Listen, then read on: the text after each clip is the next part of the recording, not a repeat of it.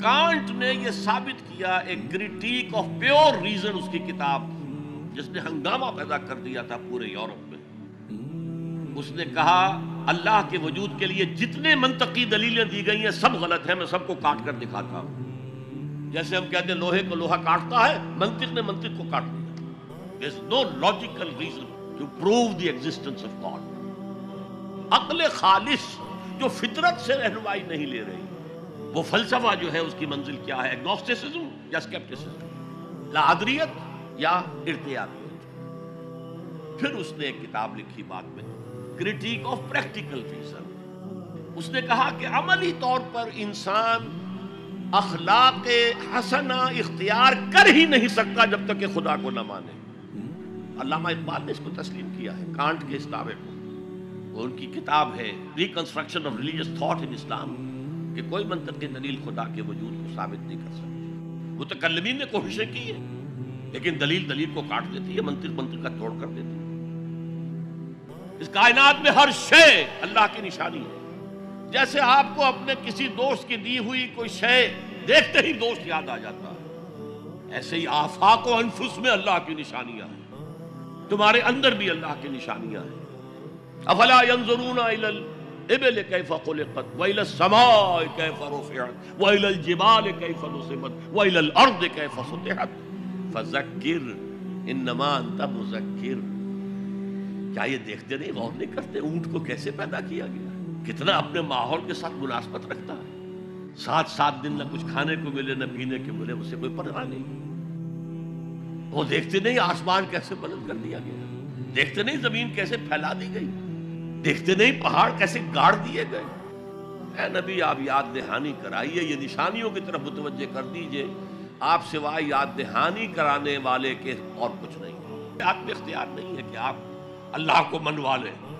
یہ تو تمہارے اندر سے فطرت سے ابھر کر گواہی آئے گی. ان فی خلق السماوات والارض واختلاف اللیل والنہار والفلک التي تجری فی البحر بما ينفع الناس وما انزل الله من السماء من ماء فاحیا به الارض من بعد موتها وبث فيها من كل دابة وتصریف الرياح والسحاب المسخر بين السماء والارض لآیات لقوم یعقلون.